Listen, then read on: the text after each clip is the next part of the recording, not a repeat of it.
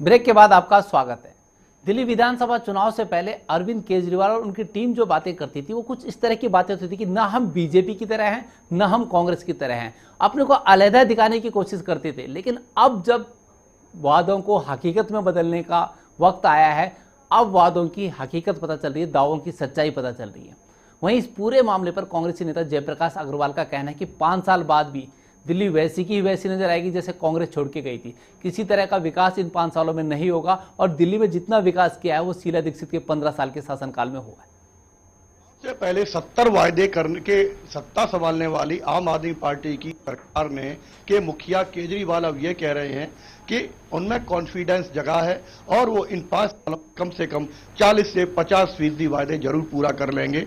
उधर आम आदमी पार्टी में टकराव बढ़ता जा रहा है। बागी नेताओं को बाहर का रास्ता दिखा दिया गया है और बागी नेता आम आदमी पार्टी पर हिटलर और आम आदमी पार्टी को खाप पार्टी कहते नजर आ रहे हैं। इस पर चर्चा के साथ मौजूद हैं कांग्रेस के वरिष्ठ नेता जेपी अग्रवाल जी, एक तरफ केजरीवाल कह रहे हैं कि इन 5 सालों में वो 100% भले वादे पूरे न करें, 40 से 50% कर देंगे और बागी नेताओं को निकाला जा चुका है। बागी नेता केजरीवाल को हिटलर और आपको खाप पार्टी बुला रहे हैं।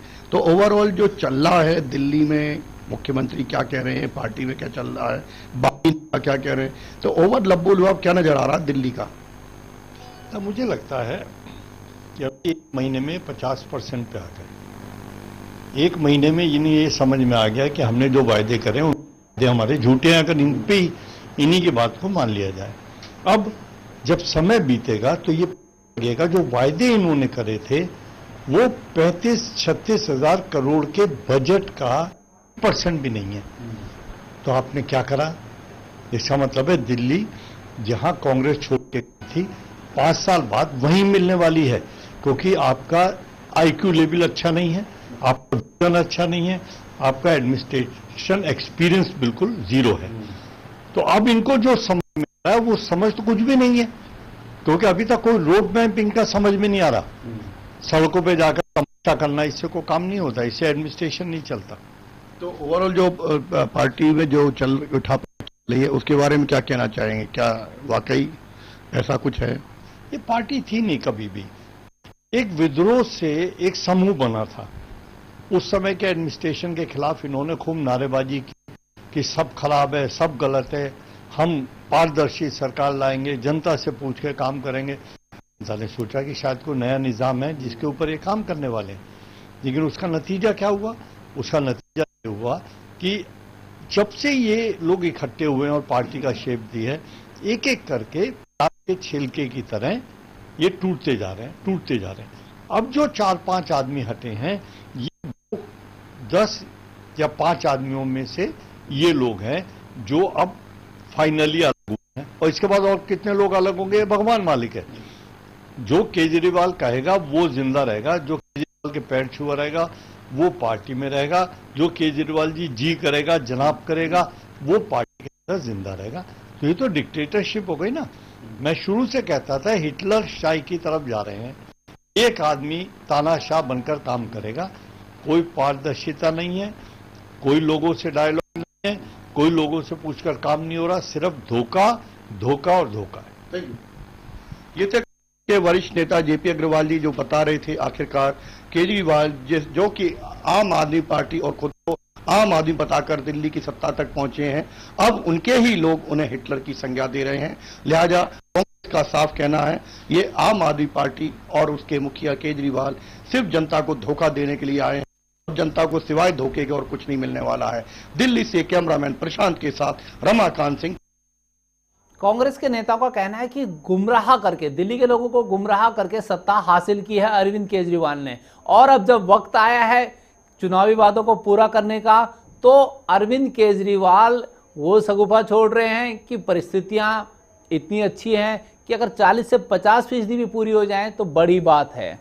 तो मतलब अरविंद केजरीवाल जो अपनी साफ गोई के लिए जाने जाते हैं, अरविंद केजरीवाल जो गलती करते हैं फिर अपनी गलती भी स्वीकार कर लेते हैं, अरविंद केजरीवाल जो कभी धरनों के लिए जाने जाते थे, धरना प्रदर्शनों के लिए जाने जाते थे, अरविंद केजरीवाल जो सरकार छोड़ के फिर दोबारा सत्ता में आते हैं और प्रचंड बहुमत से आते हैं, तो अरविंद केजरीवाल एक और कई खूबियां उनके साथ।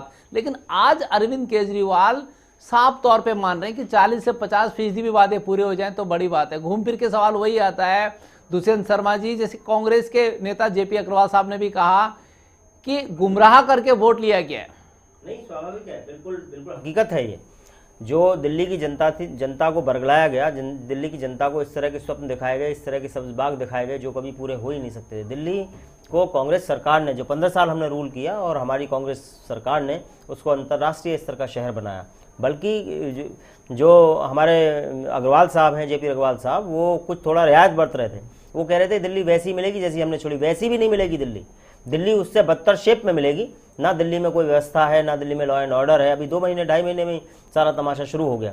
एक मुख्यमंत्री अगर अपने आप को, पिछले बार कहा कि मैं अराजक हूँ, हाँ मैं अराजक हूँ, एक बार नहीं कहा, 2-3 बार रिपीट किया और पार्लियामेंट की दीवार से बैठ के धरना प्रदर्शन करने लग गए। और जो हमारा राष्ट्रीय पर्व था गणतंत्र दिवस, उसके लिए भी चुनौती बन गए।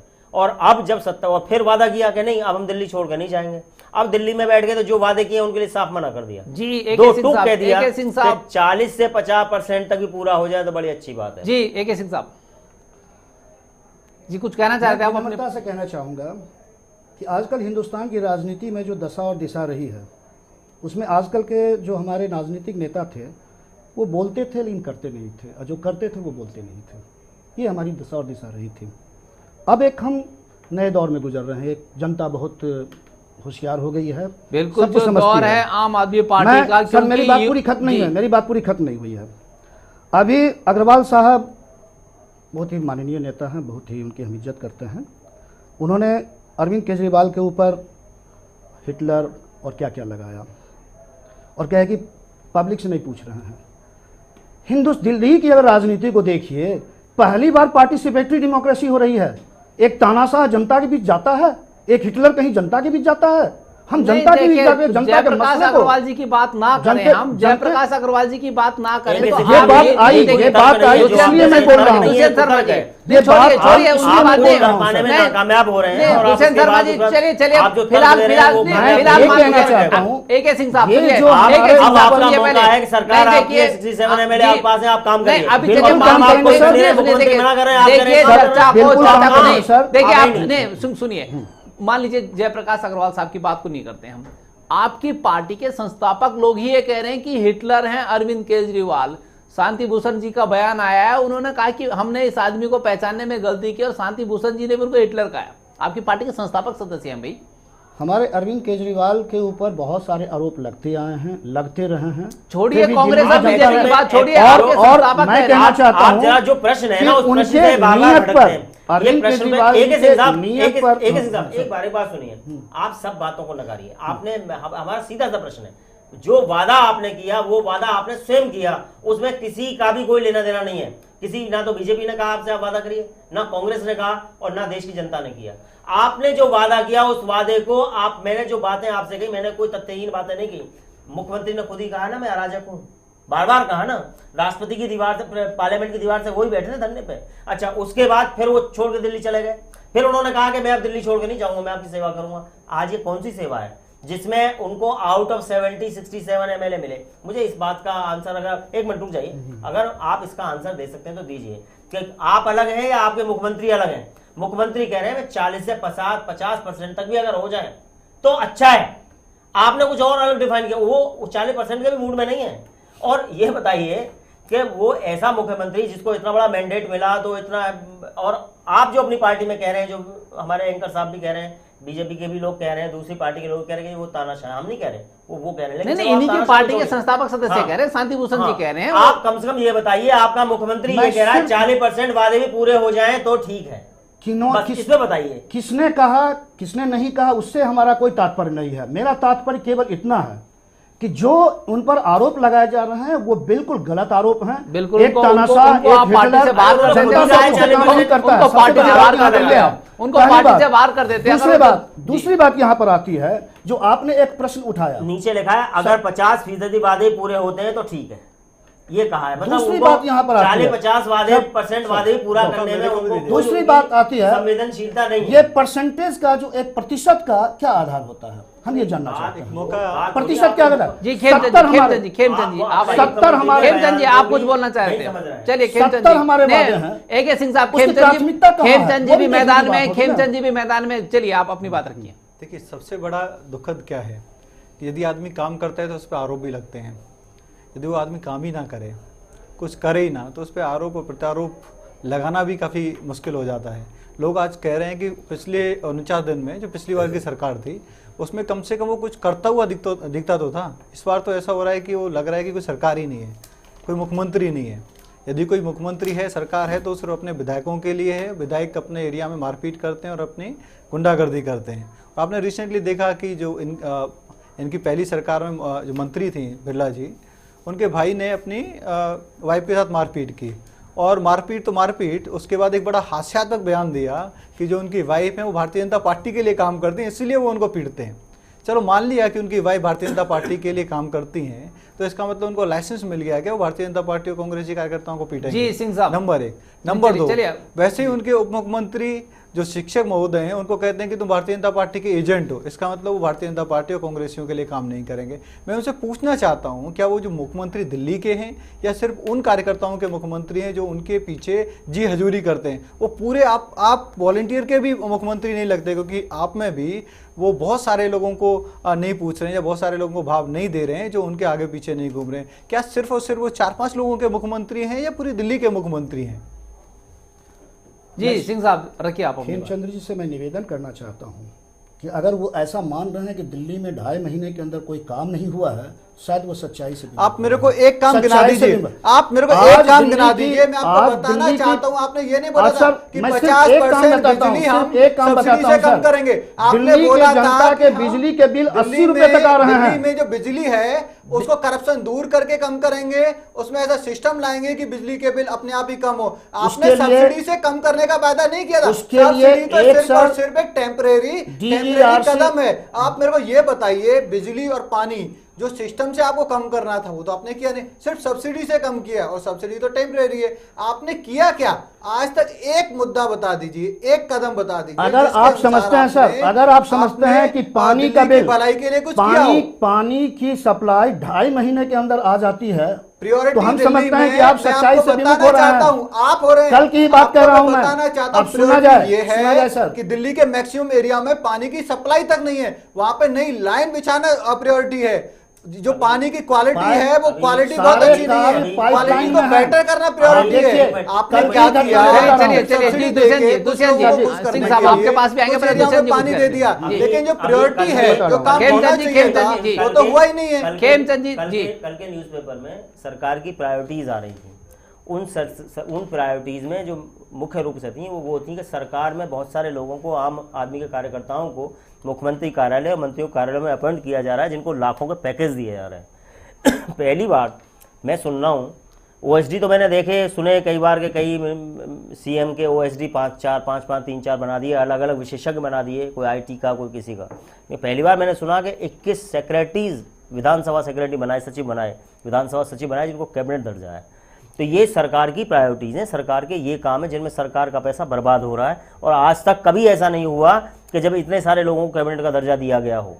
और वो सरकार है जिसने वादा किया कि हम बीजेपी और कांग्रेस से अलग है। तो ऐसा है, आप लोग वो अलग जो है वो ये है जिसमें आप पैकेज की गवर्नमेंट है, जिसमें आप डिफरेंट पैकेज देके, वहां 70,000 पर मंथ के एम्प्लॉय से लेके, पैकेज से लेके, पर मंथ से लेके 14 लाख पर एनम का एम्प्लॉय भी है, जो आम आदमी का कार्य, जिनसे पहले सरकारी कर्मचारी भी गुजर के जाते हैं। वो अगर उनसे गुजर के जाते हैं तो आगे जाते हैं, नहीं तो नहीं जाते हैं। वो भी ह्यूमिलेट हो रहे हैं। पूरी 4 कॉलम की न्यूज आई है कल अखबार में आप लोगों की। तो आप बार बार, और फिर समझो एक प्रश्न यही है, आप उस प्रश्न का आंसर दोगे। मुख्यमंत्री कह रहे हैं 40-50%, आप कह रहे हैं हम सब काम कर रहे हैं। तो आप या तो सही है या मुख्यमंत्री सही है, ये बताओ पहले। मैं सिर्फ निवेदन यही करना चाहूँ, एक प्रश्न आया था कल की घटना कल की ही हुई है कि बवाना में वाटर ट्रीटमेंट प्लांट का इनॉग्रेशन हुआ है और अंडरग्राउंड रिजर्वायर जो है उसका इनॉग्रेशन हुआ है। दिल्ली के अंदर बहुत सारे हैं जो कि ट्रीटमेंट प्लांट का, और जो एक रिजर्वायर लेकर के जहाँ पर कि पानी का जो कंजर्वेशन होगा, उसके लिए हमारे पास प्लान का बिल्कुल पाइपलाइन है।